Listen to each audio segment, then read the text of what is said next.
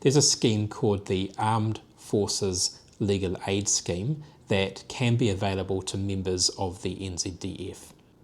The Armed Forces Legal Aid Scheme applies to disciplinary proceedings.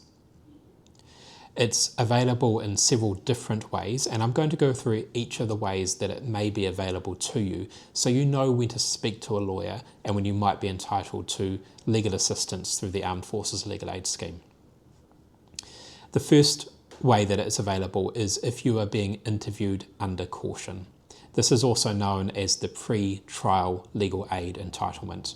So you're entitled to up to 3 hours of legal support from a lawyer, and this can be all at once or it can be broken up over time. And the trigger for this legal aid becoming available to you is when you are told you will be interviewed under caution. So if you're invited or told to go to the military police or to someone in your unit to be interviewed or to answer questions about an allegation, it's important to ask, will the interview be under caution? And if you're told, yes, it will be under caution, that's when you know that you are entitled to legal aid and to contact a lawyer who's on the Armed Forces Legal Aid panel, including us. The next way that you might be entitled to legal aid is if you've been to summary trial, you've been found guilty, and you want to appeal that finding or appeal the sentence that was imposed on you. The way that you make an appeal is to the Summary Appeal Court of New Zealand. And if you decide to do this, then you will be entitled to up to 3 hours of legal aid to help you make your appeal. The next way that you're entitled to legal aid is if you are going to court-martial. So this is either if you've been to summary trial, you've been given the option to elect court-martial and you've chosen to go to court-martial, or more often you've been told because of the seriousness of the allegations against you, you are going to court-martial. This is when you're entitled to a lawyer through the Armed Forces Legal Aid Scheme. The final way that you are eligible for legal aid is if you've gone to court-martial, you've been found guilty of a charge, and you want to appeal either the conviction or the sentence to the court-martial appeal court.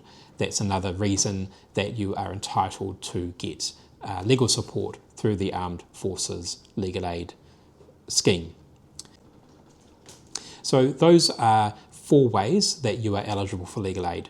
The pre-trial legal aid, when you've been told you're going to be interviewed under caution, the appeal from the finding or punishment of a summary trial, court-martial, and appeal from the finding or sentence of a court-martial. I want to talk about some important limitations of the Armed Forces Legal Aid Scheme. The first is it can't be used to prepare your defence for summary trial. That's why you are assigned a defending officer. While lawyers aren't permitted to appear on your behalf at summary trial, one way we support people is by assisting them and the defending officer to prepare for summary trial, and we've had some really good results doing that. But it's important to understand that this legal support to prepare for summary trial isn't something that you can get support for through the Armed Forces Legal Aid Scheme. It's something that you pay for privately to your lawyer. The second limitation of the Armed Forces Legal Aid Scheme is even if you've been given the right to have a lawyer represent you at a court of inquiry, the Armed Forces Legal Aid Scheme doesn't provide any entitlement to pay for that lawyer. So as with summary trial, it's something that you need to engage a lawyer privately and pay that lawyer directly. So the 2 important limitations of the Armed Forces Legal Aid Scheme is preparation for summary trial and any involvement you may have with a court of inquiry. Now that's not to say that you can't get support for summary trials or courts of inquiry. We regularly work with people who are going through those processes, and we provide any support that we can. And we're really happy to talk with you about your options, what cost might be involved, and everything else. And you just need to contact us to do that. The support you receive through the Armed Forces Legal Aid Scheme is a matter between you and the registrar of the court-martial. It's not something that your lawyer really has any control over. So whether you're approved for legal aid, what contributions you might have to make back to the legal aid scheme is purely a matter for the registrar and yourself to talk about. But your lawyer should be able to assist, and we're certainly happy to talk with you and share our understanding of the process. You may have to make a contribution to the cost of the legal support. It is a generous scheme in the sense that the contribution you have to pay back is normally capped at a very small percentage of your annual salary. Any contribution that you might need to make back to the Armed Forces Legal Aid Scheme is capped at a small percentage of your salary, and that amount will be told to you before any work is undertaken. Again, it's a matter between you and the Registrar of the Court Martial, and in the case of recovery of any payment from your pay, the NZDF Administration Unit. There is the ability to apply for a waiver of the contribution if you're undergoing any financial hardship, and if that's something you think you might be eligible for, it's something to ask your lawyer about and then speak with the Registrar of the Court Martial for approval.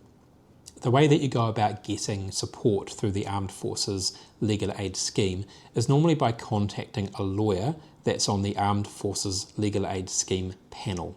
So that's a list of about 10 to 20 lawyers, and they are based throughout New Zealand, and you'll see where they're based on the Armed Forces Legal Aid panel list. So you can look at that list and choose a lawyer and speak to them about whether you're eligible for legal aid through the scheme, and if you are eligible, how you go about getting legal support. So Frontline Law has lawyers who are members of the Armed Forces Legal Aid panel, including myself. So if it's something you're interested in speaking about, contact us. Happy to talk it through, and we're happy to provide support to people in the military in any way we can. Thanks.